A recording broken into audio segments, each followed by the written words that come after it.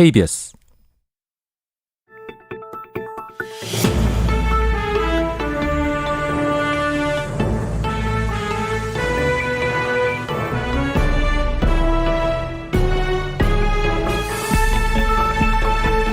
오늘 아침 일라디오.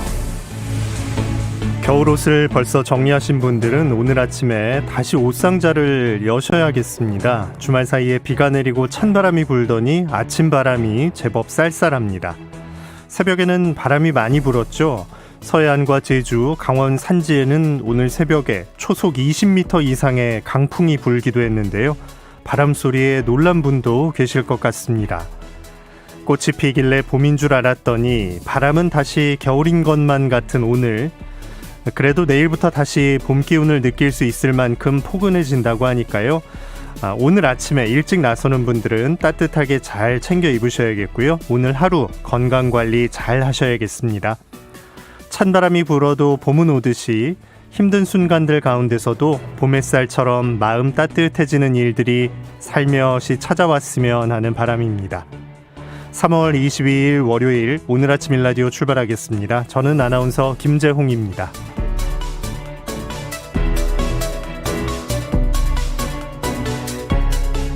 새로운 한 주를 시작하는 월요일 아침, 다들 활기찬 마음으로 준비하고 계시겠죠?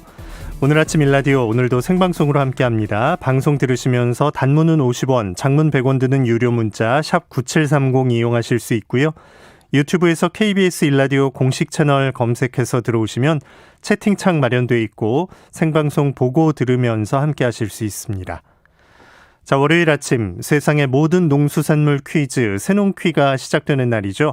이번 주 힌트도 잘 들어보시고 정답 아시겠다는 분들은 단문 50원, 장문 100원의 유료 문자 샵 9730으로 보내주시면 됩니다.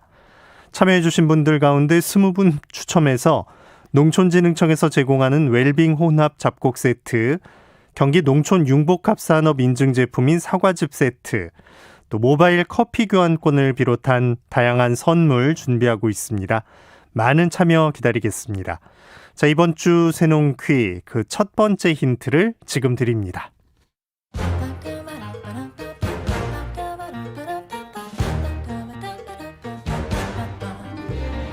오늘 아침 일라디오가 선정한 우리 농수산물을 맞히는 세상의 모든 농수산물 퀴즈 새농퀴. 안녕하세요. 퀴즈 내는 성우 김성입니다. 이번 주 새농퀴 정답인 이것은 단백질이 풍부하고 섬유질이 많아서 건강에 좋은 식재료로 꼽히는 버섯 중 하나입니다. 어떤 분들은 이것을 씹는 맛이 고기보다 훨씬 더 좋다고도 평하는데요. 그래서 이것을 산에서 나는 고기라고도 부르죠. 향미가 풍부한 이것은 3에서 6cm 정도의 갓을 가지고 있는데요. 어두운 갈색이나 흑갈색으로 색이 선명하고 갓이 주름지지 않고 너무 피지 않은 것이 신선하다네요. 이것은 살짝 구워 먹어도 맛이 좋고 그대로 말리거나 얇게 썰어 말리면 식감이 훨씬 더 쫄깃해지면서 특유의 향과 맛도 강해집니다. 구이, 찌개, 잡채, 전 여러 음식에 들어가서 맛과 향을 올려주는 이 버섯. 씹을수록 달콤하고 좋은 향이 맴도는 이 버섯은 무엇일까요? 정답 아시는 분들은 단문 50원, 장문 100원이 드는 유료 문자 샵 9730으로 보내주세요. 20분께 행운의 선물을 드립니다.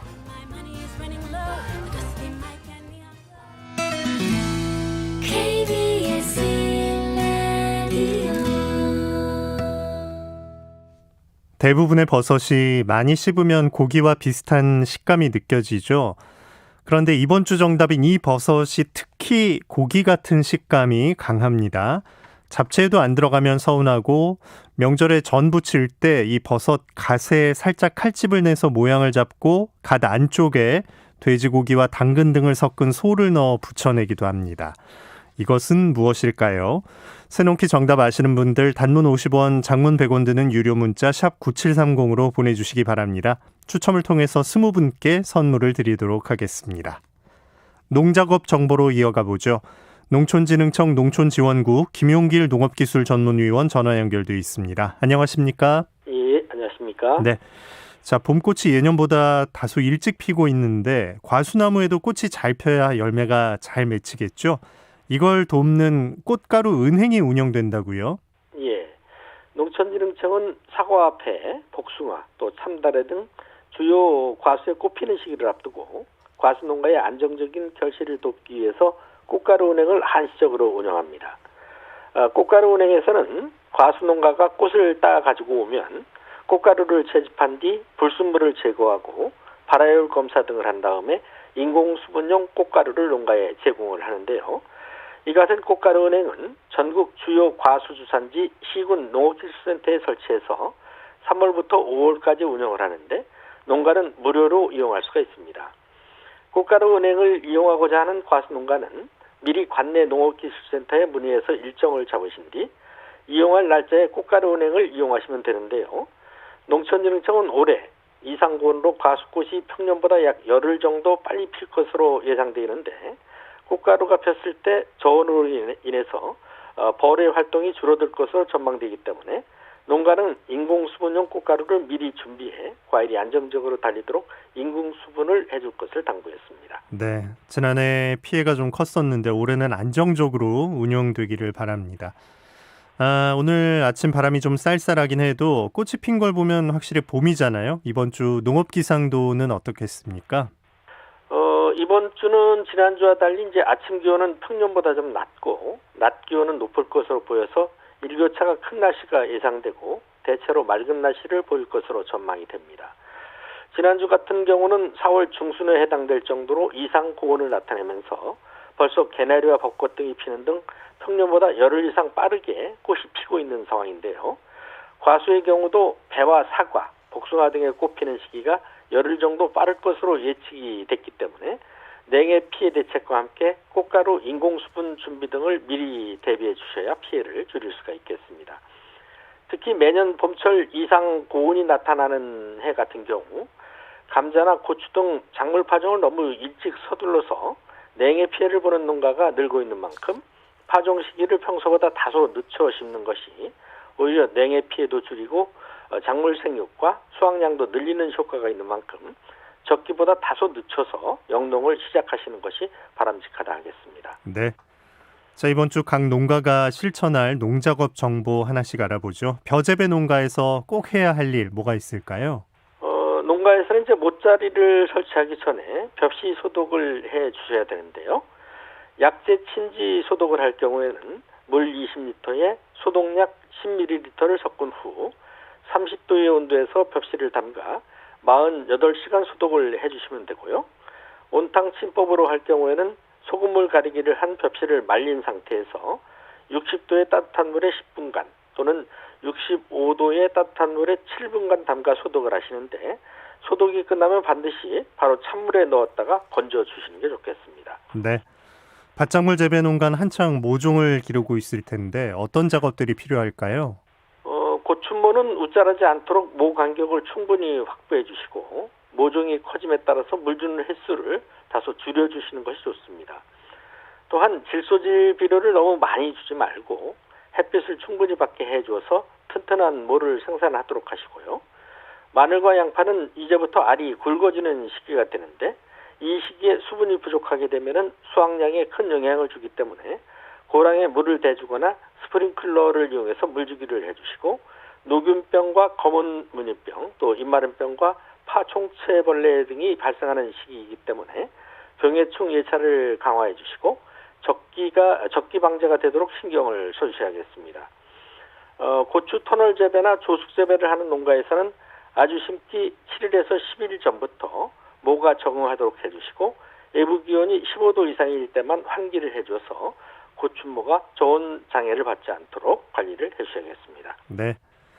과수 농가는 과수 화상병 예방에 여전히 좀 신경을 써야 하는 시기죠. 예.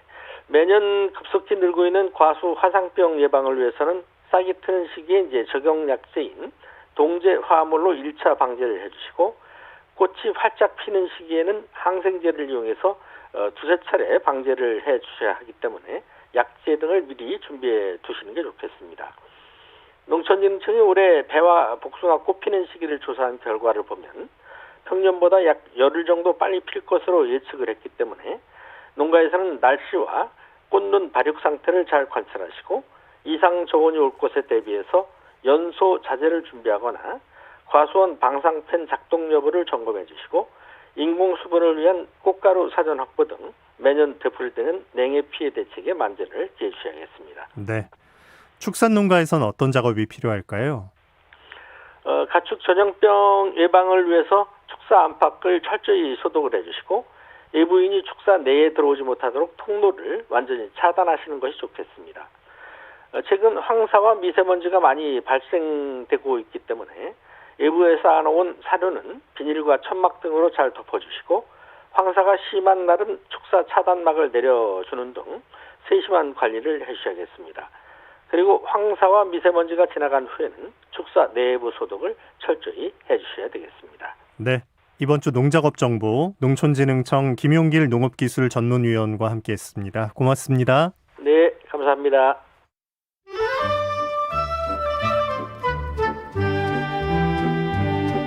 아침을 깨우는 정겨운 이야기가 있습니다. 매주 월요일부터 토요일 오전 6시 15분 KBS 오늘 아침 일라디오.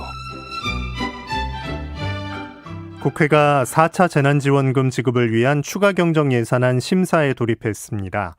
각 상임위별로 예비심사를 마친 추경안이 지난 18일 국회 예산결산특별위원회로 넘어왔는데요. 정부안 19조 5천억보다 3조 9천억 원가량 늘었습니다. 증액된 추경안엔 전국 농가당 100만 원 지급 예산도 포함되어 있습니다. 여야가 이번 주에 추경안 심사를 끝내고 4차 재난지원금 지급 규모를 확정지을 예정인데 결과를 잘 지켜봐야겠죠. 오늘 농수산 이슈 농가당 100만 원 재난지원금 지급 예산 관련된 국회와 정부의 입장 어떤지 확인해 봅니다. 한국농정신문 원재정 기자 전화 연결합니다. 안녕하십니까? 네, 안녕하세요. 한국농정신문 원재정입니다. 네, 국회에서 4차 재난지원금 지급을 위한 추경안 심사가 한창이라고요? 네, 정부가 4차 재난지원금 지급을 위한 추경안을 이달 초에 국회에 제출했습니다. 국회는 지난 8일부터 각 상임위원회별로 추경안 예비심사를 시작해서 17일까지 의결을 마쳤습니다. 아시다시피 이번 추경안은 코로나19로 어려움을 겪는 국민들에게 4차 재난지원금을 지급하기 위해 정부가 편성한 예산인데요. 정부가 제출한 추경 예산안 규모는 19조 5천억 원이었습니다. 하지만 각 상임위원회별로 그 추경안 예비심사가 끝난 현재 3조 9천억 원이 더 늘어났습니다. 약 한 4조 원 정도가 더 필요하다 이렇게 각 상임위원회별로 의결을 해서 예산결산특별위원회에 심사를 넘긴 건데요. 국회 농림축산식품해양수산위원회도 정부안에는 빠져있던 농가재난지원금 그리고 어가재난지원금을 증액 의결했습니다. 네, 정부안이 많지가 않았었잖아요. 농해수위가 조단위에 추경안 증액을 한 건데 그 배경이 있었죠? 예, 그 농림축산식품부의 이번 추경안은 처음에는 129억 원에 불과했습니다. 그것도 이제 단기 일자리 예산이 주를 이뤘는데요. 네. 긴급을 요구하는 추경 성격과도 맞지 않아서 야당 의원들이 크게 반발했습니다. 코로나19가 길어지면서 농업인들은 한계까지 내몰리는 이런 생계 위협을 겪고 있는데요. 19조 5천억 원이나 되는 그 역대급 추경안에 농업 분야 그 예산 규모 또 내용 면에서 심각한 문제가 있다. 그런 것이 야당 의원들이 반발한 그런 내용들입니다. 이 문제로 기자회견까지 열었는데요. 특히 농민단체의 반발도 계속되는 상황이다 보니까 여당도 농업 분야 재난지원금 필요성에 마침내 그 분명한 목소리를 냈습니다. 대표적인 게 지난 4일 열린 전국 농업위원회 출범식 및 임명장 수여식이었는데요. 네. 이날 출범식에서 이낙연 당시 더불어민주당 대표 그리고 이원택 전국 농업위원회 위원장은 4차 재난지원금 지급 대상에 농어민을 포함시켜야 한다 이런 의사를 공식 표명했습니다. 농업계가 농민 재난지원금 지급에 기대를 더 품게 된 건 지난 10일 청와대에서 열린 더불어민주당 원내대표단 간담회에서 그 문재인 대통령 발언 때문인데요. 이날 간담회에서 그 농어민 재난지원금 지급이 필요하다고 이원택 의원이 건의를 하자 문재인 대통령이 국회 쪽에도 공감대가 있다고 들었다. 여야 간 이견이 없으면 반영하도록 지시하겠다. 이렇게 말했습니다. 네. 청와대 그리고 여야까지 농어민 재난지원금 지급이 필요하다는 그런 분명한 입장들이 확산됐고 그래서 이번 정부안에는 빠져있던 그 예산이 국회 농해수위 추경안 심사에도 반영이 됐습니다. 네. 그럼 그 100억대 정부안과 비교해서 농해수위가 얼마의 증액을 한 거죠? 예, 그 100억대, 예. 농해수위는 지난 17일 전체 회의를 열고 추경안에 1조 6,296만 7,200만 원을 증액 의결했습니다. 가장 큰 관심거리였던 농업 분야 재난지원금도 포함이 됐는데요. 이 농해수위 증액안에는 농업인 가구당 100만 원, 또 어업인 가구당 100만 원 등의 재난지원금 예산이 반영이 됐습니다. 이 농업 분야 추경안을 조금 더 설명드리자면 그 농민 지원을 위해서 신규로 편성된 예산안은 1조 1247억 1000만 원입니다. 이렇게 신규 예산 내역은 농업인에 대한 재난지원금 직접 지원 1조 70억 원이 가장 큰 증액안인데요. 네. 1조 70억 원은 그 통계청이 지난 2019년 발표한 농가수 전국의 농가수가 100만 7천 가구거든요. 이 농가당 100만 원을 지급할 수 있는 예산 규모입니다. 그리고 아이 돌봄으로 인해 영농 활동이 제한받은 피해 농가 지원에 91억 원, 친환경 농산물을 공급하는 피해 농가 지원에 330억 원, 방역 조치 강화로 인한 직접 피해 농가 지원에 204억 원, 그리고 코로나19 및 자연재해로 인한 과수 피해 농가 지원에 552억 1000만 원입니다. 어민들의 피해 지원을 위한 어가당 100만 원 지원, 그리고 임업 분야의 재난지원금도 새로 편성돼서 800억 원이 증액된 상황입니다. 네. 국회 추경안 심의 첫 단계 농해수위에서 증액한 농어가 재난지원금도 이제 다음 단계를 통과해야 확정이 되는 건데 지금까지의 분위기는 어떻습니까?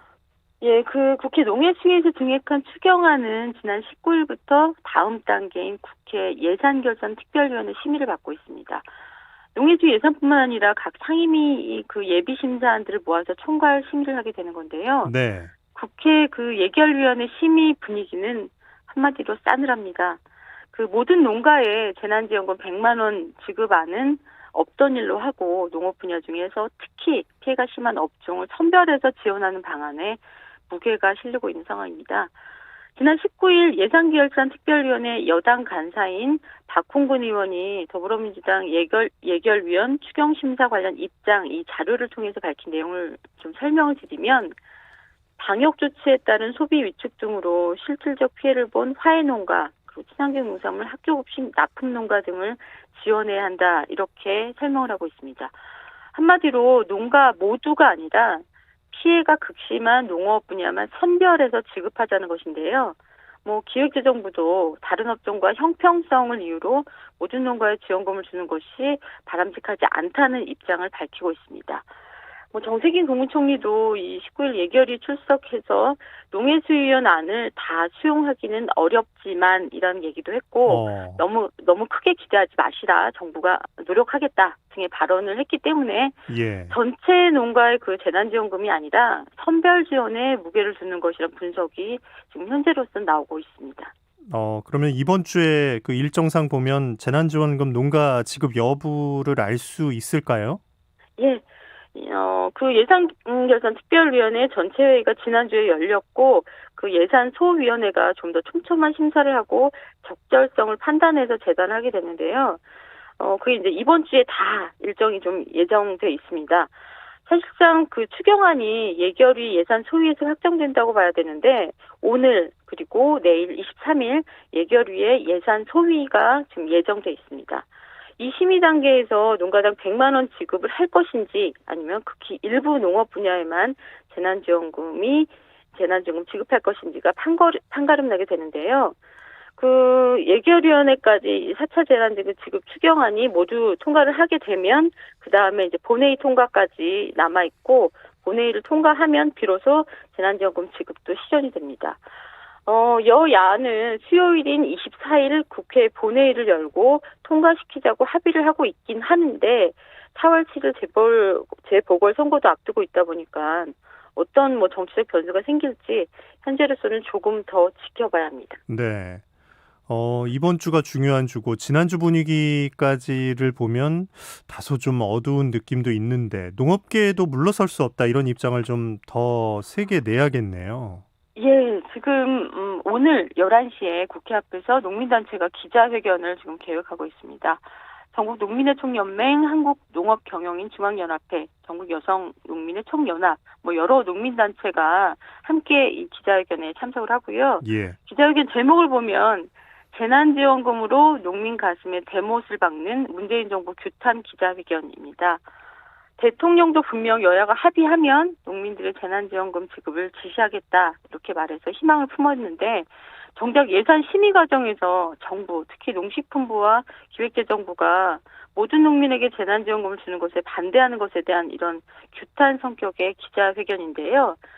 오늘 기자회견을 시작으로 예산결산위원회 예결소위회의가 마무리될 때까지 전국 각지에서 농민들이 현재 피해를 증명해야 하는 이런 딱한 처지에 반발하는 여러 단체 행동이 벌어지지 않을까 예상이 되는 상황입니다. 그렇죠. 이제 우리만 가만히 있다가 또 우리만 빠질까 이런 걱정을 들게 만드는 상황이 생겨버린 건데 예. 코로나19 농가 피해를 이렇게 나눌 수 있는 게 아니다. 좀 전부 다 지급하는 쪽으로 가자. 이런 항변으로 정부가 좀 새겨 들어줬으면 좋겠는데요. 예, 맞습니다. 그 농식품부가 추산한 농업 분야 피해액은 1,560억 원인데요.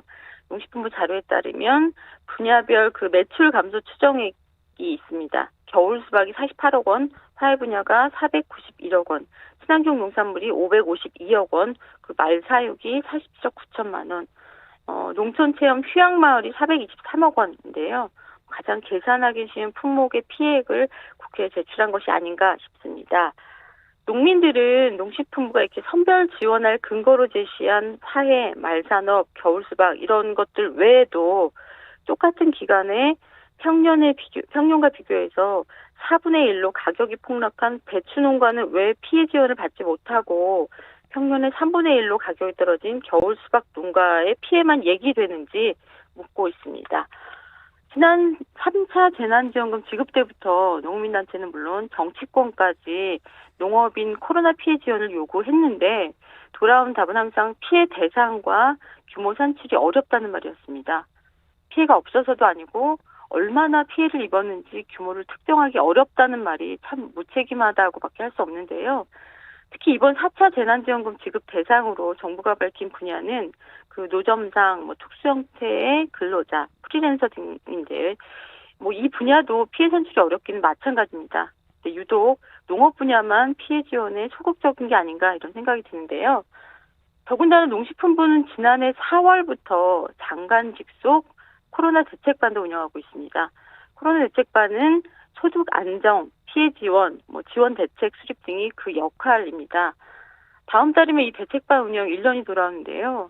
농식품부가 추산한 극히 일부 품목에만 코로나19 피해가 발생했는지 이 장관 직속 코로나 대책반에 묻고 싶습니다. 네, 농수산 이슈 한국농정신문 원재정 기자와 함께했습니다. 고맙습니다. 네, 고맙습니다.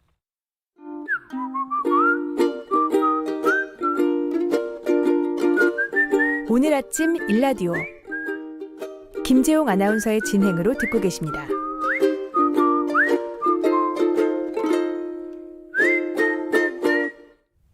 이번 순서는 민족문화콘텐츠연구원 박재희 원장이 전하는 고전으로 세상 읽기 시간입니다. 함께 들어보시죠. 안녕하십니까. 고전의 대문 박재희입니다. 세상을 살면서 걱정거리가 참 많습니다. 남보다 벌이가 시원찮아 먹고 살기가 팍팍한 것도 늘 하는 걱정거리이고, 다른 사람은 주식이니 부동산이니 찍기도 잘하고 투자도 잘하는데 정보도 없고 특별한 재주도 없어 내 몸 움직여 돈 버는 재주 이외에는 돈 벌 방법이 없는 것 역시 걱정거리입니다. 다른 걱정은 제쳐두고라도 돈이라도 좀 많았으면 좋겠다는 생각. 현대를 살아가는 우리들의 가장 큰 걱정거리 중 하나이죠. 그런데 돌이켜보면 절대적인 가난과 궁핍보다는 상대적인 가난이 오히려 나의 마음을 더욱 힘들게 합니다. 조선 중기 김굉필 선생의 문인이었던 사제 김정국 선생 역시 그런 생각을 하였습니다. 남보다 집이 적어서 그렇지 내 몸 눕기에 넉넉한 공간이 있고, 남보다 좋은 옷은 못 입을지언정 추위 맞기에는 충분한 옷이 있고, 남보다 맛나고 값비싼 음식은 못 먹을지언정 내 조그만 배 하나 채우기에는 충분한 먹을 것이 있다는 생각만 조금 바꾸면 지금의 부족함과 모자람이 오히려 넉넉해질 수도 있다는 생각을 김정국 선생은 하셨던 것입니다. 그래서 선생은 자신을 남보다 3가지 넉넉한 것이 있다고 해서 석삼자에 남을 여자, 삼여거사라고 자칭하였습니다. 거사는 벼슬을 사양하고 초야에 묻혀 자신의 자유를 존중하며 살아가는 사람입니다. 사제 김정국 선생, 삼여거사가 말하는 자칭 내가 가진 3가지 넉넉함이란 이렇습니다. 첫째, 와외 유여지라. 남을 여자 땅짓자. 내 한 몸 눕는 공간 이외에도 내 몸 움직일 충분한 공간이 있다. 예, 공간의 여유입니다. 비록 작은 집이지만 내 몸 누일 장소를 제외하고도 남는 충분한 공간이 있다는 것이죠. 100평짜리 집에 살아도 늘 공간이 부족하다는 사람이 있고, 3평짜리 작은 공간에 살아도 알뜰하게 공간을 사용하는 사람이 있습니다. 공간은 크기가 아니라 사용의 방법에 있다는 것입니다. 둘째, 신변유 여갈이라. 남을 여자 굵은 배옷 갈자. 내 몸에 여벌의 옷이 있다. 예, 의복의 여유입니다. 비록 거친 배로 짠 옷이지만 지금 입고 있는 옷 이외에도 남는 옷이 있어서 넉넉하다는 것이죠. 입지도 않는 옷이 장롱 가득 걸려 있어 자리를 차지하고 있는 것보다는 옷 몇 벌이라도 깨끗하게 세탁하여 알뜰하게 차려입는 것이 더욱 멋진 의복 생활이라는 것입니다. 셋째, 발저유여식이라. 남을 여자에 먹을 식자. 지금 먹고 있는 밥그릇에 밥이 넉넉히 담겨 있다. 예, 먹거리의 여유입니다. 비록 거친 밥이지만 지금 내가 먹고 있는 밥그릇에 밥이 가득 차 있어 내 배 하나 채우기에 부족함이 없다는 것이죠. 남들이 보면 비록 여유가 없는 것 같지만 자신은 늘 3가지 넉넉함이 있다고 해서 삼여거사라고 자칭한 김정국 선생의 여유 있는 삶의 철학. 남과 비교하여 늘 부족하다고만 생각하는 요즘 우리를 깨우치게 하는 철학입니다. 고전의 대문 박재희였습니다. 네, 오늘 날씨도 확인해 봅니다. 오늘 아침 바람이 제법 찹니다. 출근길에 따뜻하게 잘 챙겨 입고 나오셔야겠습니다. 서울이 1도, 대관령 영하 3도, 충북 음성 영하 1도의 기온을 보이고 있고요. 바람이 불면서 체감 온도는 이보다도 훨씬 낮습니다. 그래도 낮엔 대기 중에 먼지가 좀 덜하겠는데요. 밤부터는 다시 미세먼지가 유입되면서 수도권과 충남 지방을 중심으로 미세먼지 농도가 짙어지겠습니다. 오늘 아침 일라디오 함께하고 계십니다. 지금 시각은 6시 44분입니다.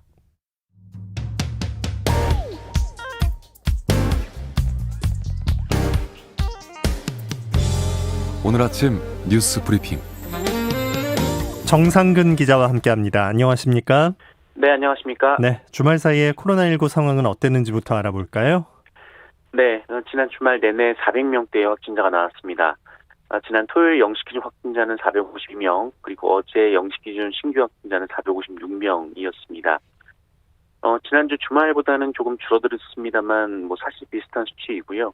오늘 신규 확진자도 이 주말 집계가 반영됨에도 불구하고 400명대가 나올 것으로 보입니다.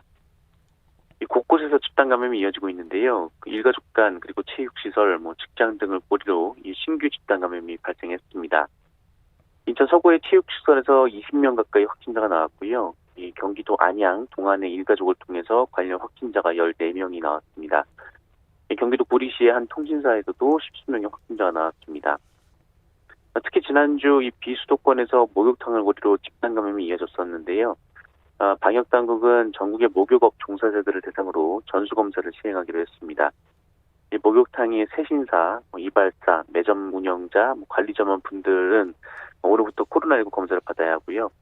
이 확진자가 다수 발생한 지역은 격주 단위로 정기검사를 시행할 예정입니다. 네.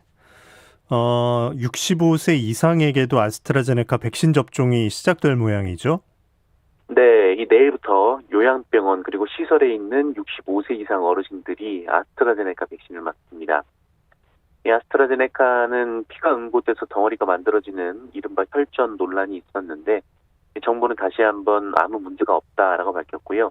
유럽의약품청 역시 혈전과 연관성은 없다라고 밝혔습니다. 이에 따라 전국 요양병원과 요양시설에 소속된 사람들 37만여 명이 접종을 시작합니다.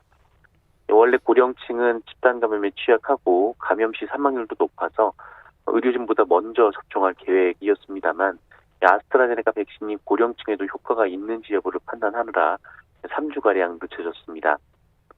한편 문재인 대통령도 내일 아스트라제네카 백신을 접종할 예정입니다. 문재인 대통령 부부는 오는 6월 영국에서 열리는 이 G7 정상회의에 참석하기 위한 이 필수 목적에 따라서 접종 대상이 됐습니다. 네.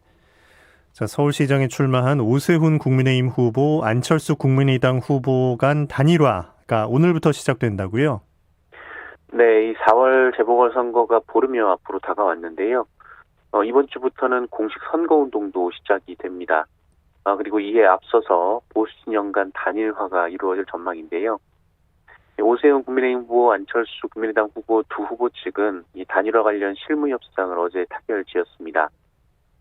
이에 따르면 오늘부터 이틀간 여론조사를 실시하고 이르면 내일 늦어도 공식 선거운동 하루 전인 모레까지는 단일 후보를 발표하기로 했습니다. 이 양측은 무선전화로만 여론조사를 실시하고 또 후보 경쟁력과 적합도를 묻는 질문을 반반씩 섞기로 합의했는데요. 다만 구체적인 여론조사 문구 등은 공정한 조사를 위해서 공개하지 않기로 했습니다. 그리고 오세훈, 안철수 두 후보는 모두 이 여론조사 결과에 따를 것이다라고 밝혔습니다. 네. 자, 이렇게 선거를 치르다 보면 후보들의 부동산 문제가 늘 나오는데 지금 더불어민주당 박영선 후보는 일본에 있는 아파트 문제가 얘기가 되고 있어요.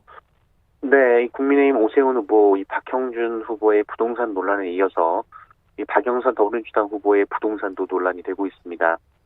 이 국민의힘은 더불어민주당 박영선 후보가 이 배우자의 명의로 도쿄에 아파트를 보유하고 있다라면서 친일의 낙인을 찍던 사람들이 도쿄에 아파트를 보유한 박영선 후보에게는 침묵하고 있다라고 주장했습니다. 그리고 국민의힘은 일본 정부의 세금 명목으로 돈을 보태주고 있다라면서 도쿄 시장으로 나가라 하는 조롱을 자초했다라고 비판했습니다. 이에 대해 박영선 후보는 2008년 이명박 전 대통령 취임 이후에 이 남편이 회사에서 쫓겨나서 일본에 가게 되자 구입한 아파트라면서 해당 아파트는 2월 처분했다라고 밝혔습니다. 네. 한명숙 전 국무총리 모해 위증 의혹 사건 결국 불기소로 마무리되는 건가요?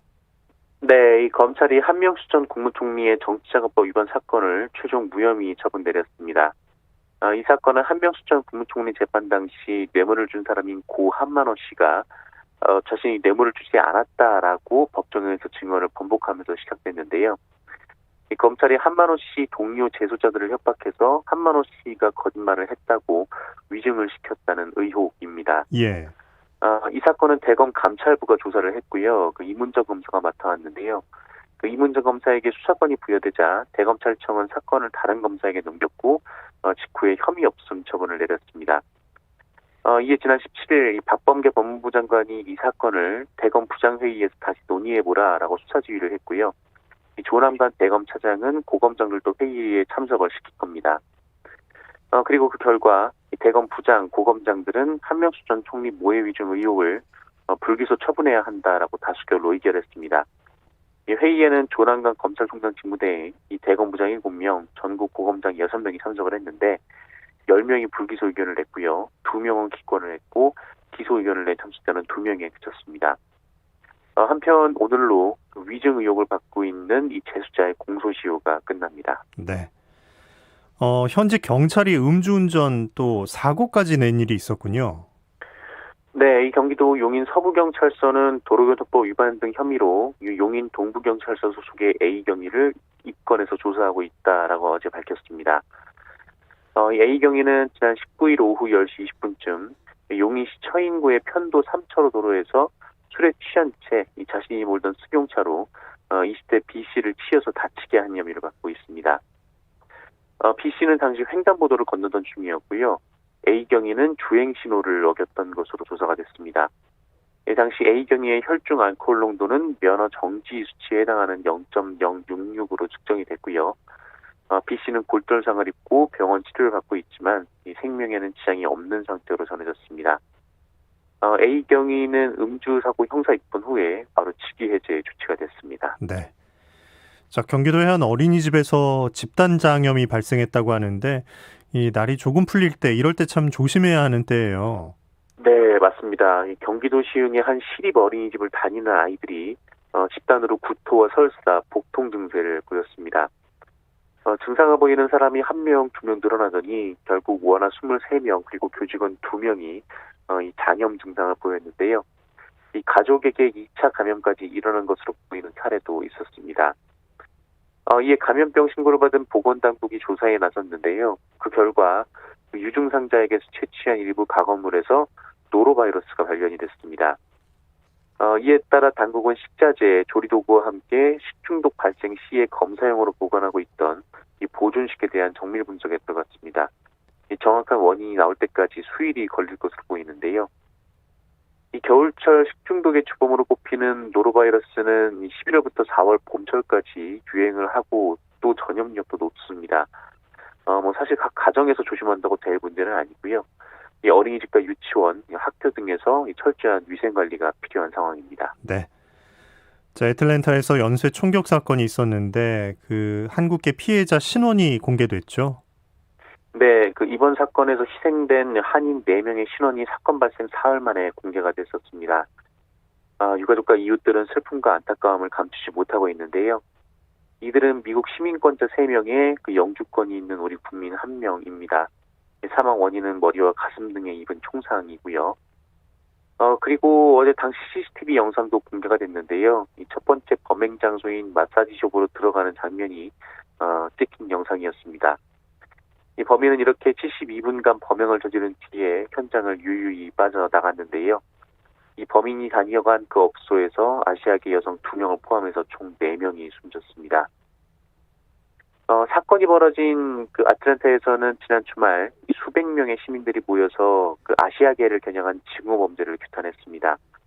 아시아계뿐 아니라 백인과 흑인 참석자들도 많았었는데요. 또 애틀랜타뿐 아니라 뉴욕이라든지 시카고, 로스앤젤레스, 샌프란시스코, 피츠버그 등 미국의 주요 도시에서 동시다발적으로 규탄 집회가 열렸고 특히 애틀랜타 집회에는 이 조지아주의 상원 의원도 참석을 했습니다. 하지만 이 미국 수사당국은 용의자의 증오범죄 혐의를 적용하는데 소극적인데요.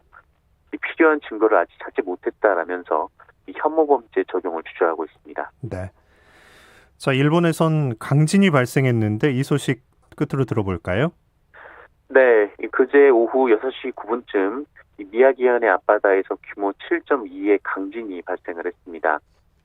진원지는 북위 38.4도, 동경 141.7도이고요. 이 진원의 깊이는 60km입니다. 이날 6시 9분에 본진이 일어난 이후에 직후 인근 지역에서 6시 18분, 6시 26분, 그리고 6시 29분, 6시 35분까지 총 4차례에 걸쳐서 4.2의 여진이 관측이 됐습니다. 다행히 사망자는 없고요. 이 지진으로 총 9명이 다친 것으로 전해졌습니다.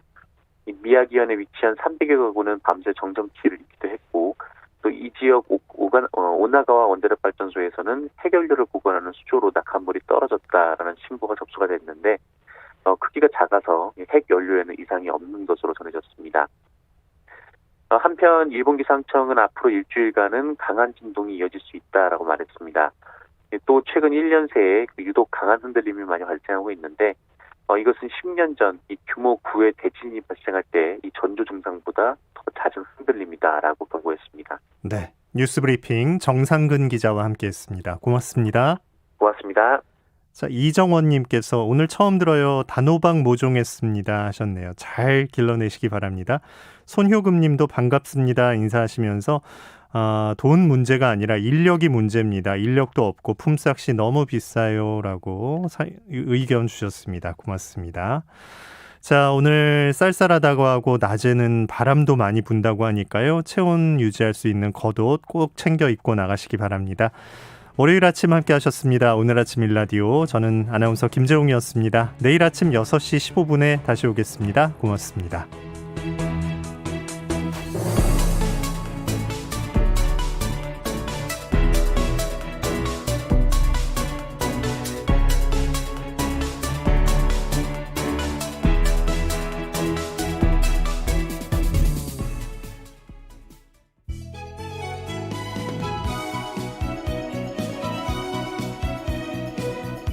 안녕하세요. 바른말 고운말입니다.